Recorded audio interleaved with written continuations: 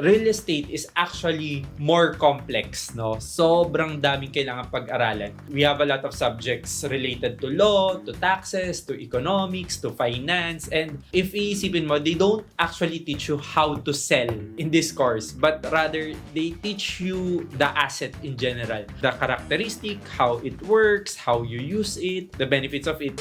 Then eventually, my cousin who is engaged in the real estate industry, sabi niya ba't di ko daw subukan? Kasi malaki nga daw yung kitaan. Yes. Yun yung first impression sa akin.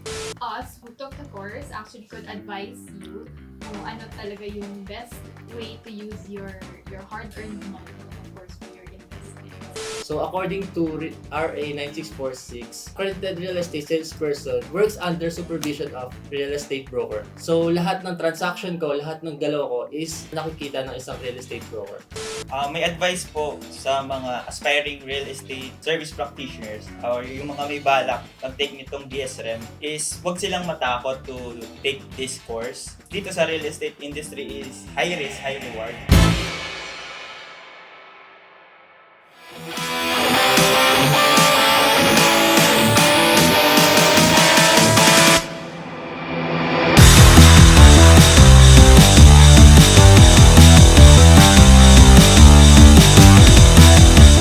Hello Real Pros! Welcome back to my YouTube channel, and for today's episode, we'll take a break from property analysis and we'll be discussing the importance and the advantages of taking a BS Real Estate Management degree. So if you're someone who's interested in studying a real estate or pursuing a career in real estate management, then this vlog is for you. Keep on watching.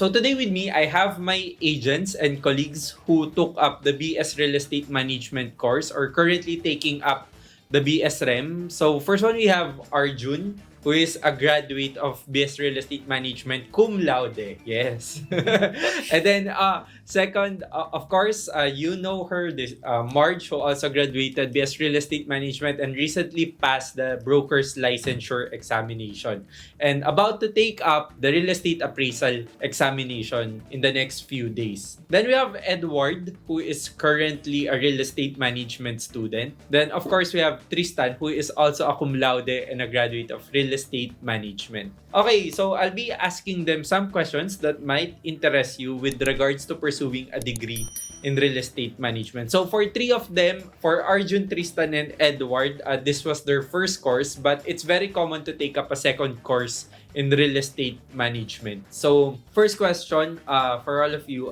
what was the main reason for taking up a real estate management degree? It's a very rare course. A lot of people does not know that this course actually do exist. The course has only been around since 2015 or 2016, I think. So bago-bago pa siya. So what was the main reason for taking up an unusual course, which is the real estate management degree? Edward, what was the reason for taking up a real estate management course? As a incoming freshman, hindi ko po talaga alam kung ano yung kukunin kong course. So, napunta muna ako sa marketing management. And then, nagka-pandemic, na-discover ko po yung BS Real Estate Management. Nalaman ko rin po na nag-offer po pala yung school ko, PLM, Pamantasan Sud ng Maynila. Nakanood po ako ng mga YouTube videos like yung sa inyo po, sir. Sa isip-isip ko, gusto ko rin maging ganun. Gusto ko rin maging ganyan. Nag-research nga po ako and then kailangan ko i-take yung BS REM to be a licensed real estate broker.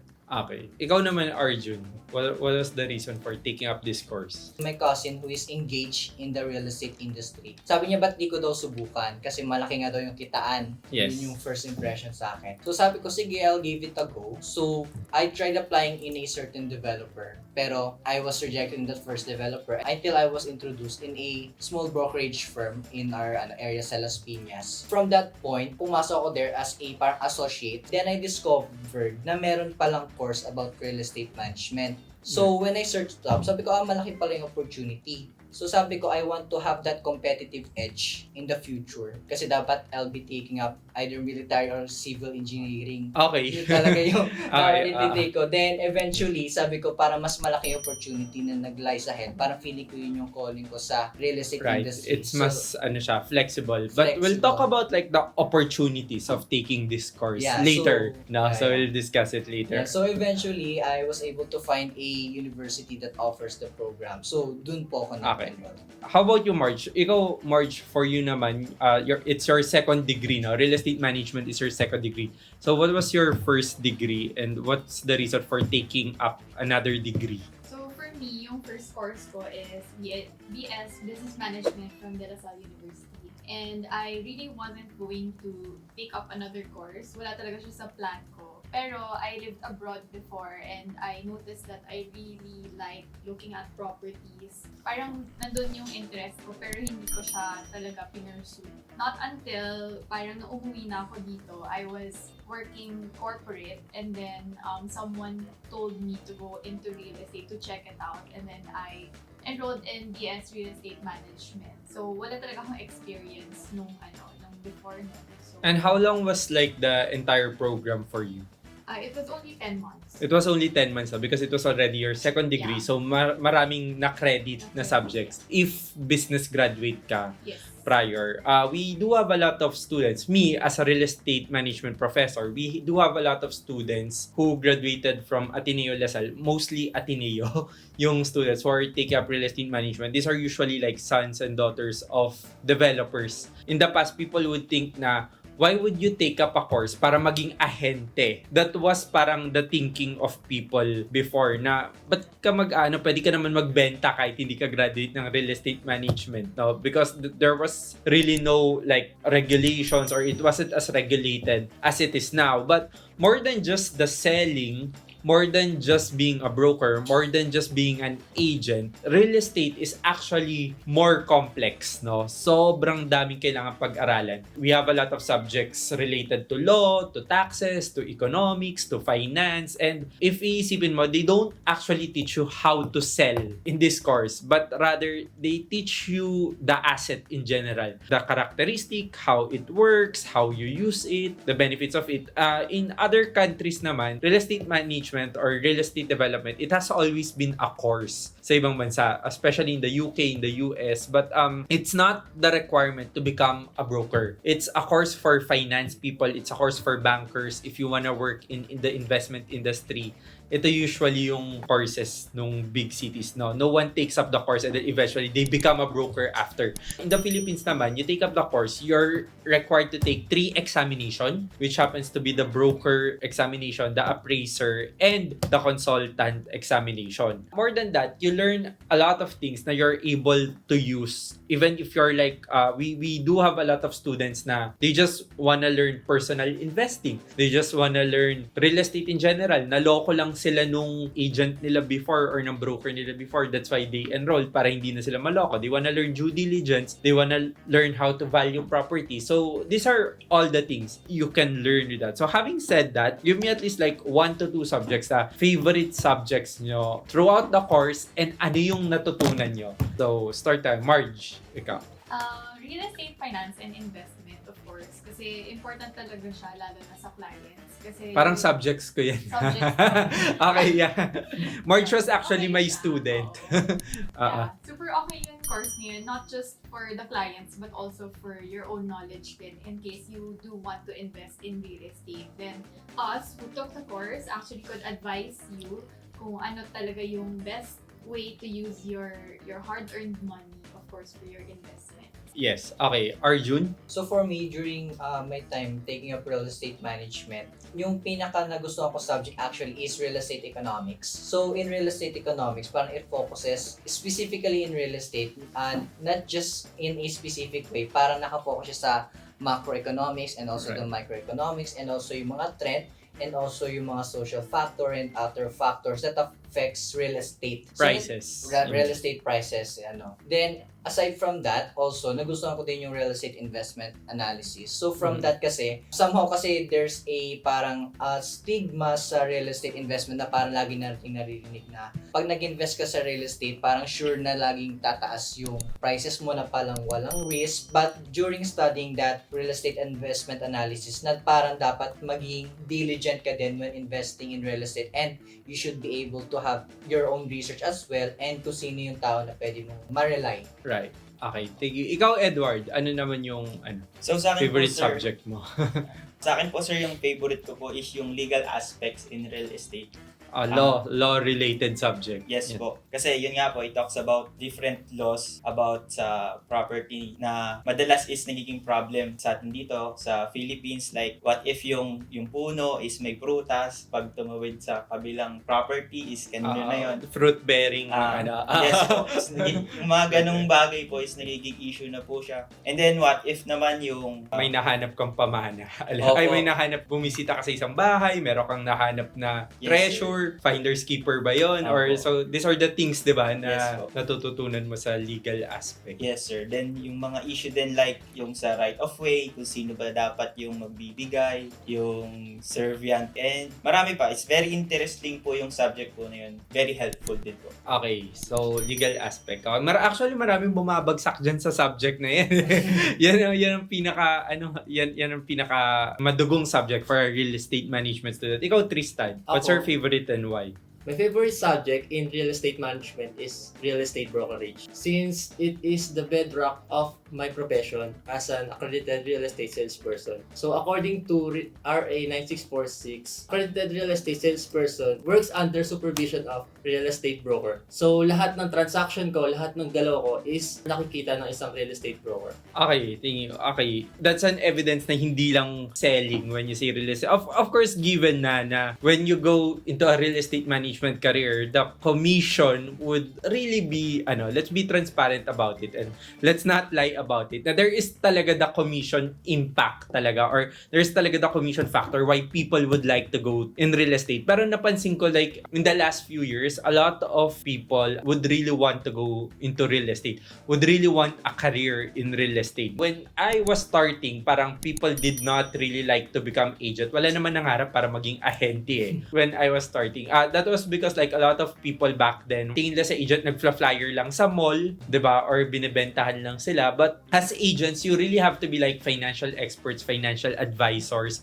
Kasi sabi ko rin sa viewers ko na when they buy something, when they buy property, they have to make sure na talagang inaral ng agent nila yung industry, no? So, especially for BS Real Estate Management, you have all these technical subjects like valuation, law, taxes, economics. So, they can't really go wrong with that, no? Because the agent is really equipped, no? And because of that, naging prestigious na rin yung career ng real estate. A lot of people dati, they would parang want to be doctors, but a lot of my students, I have 100 plus students, all of them taking second degree. They are already professional. They are already engineers, accountants, lawyers. They have their names, pero they want a real estate license. Then again, because it's very flexible, ang dami mong pwede gawin. Let's say you don't want to sell, ayaw mo maging ahente, pwede ka maging developer, pwede ka maging evaluator, or sometimes it's just really for personal learning, di ba? And of course, you get a lot of perks like discounts and relationship with the developer. So hopefully, ma-continue ma-professionalize itong course na to sa Philippines. And pasokan na naman next week. So we do have another batch of real estate management students. A majority of them would be done in 1 year if second degree courses sila, and then may business background yung initial course nila. Marami na naman akong ite-terrorize. Hindi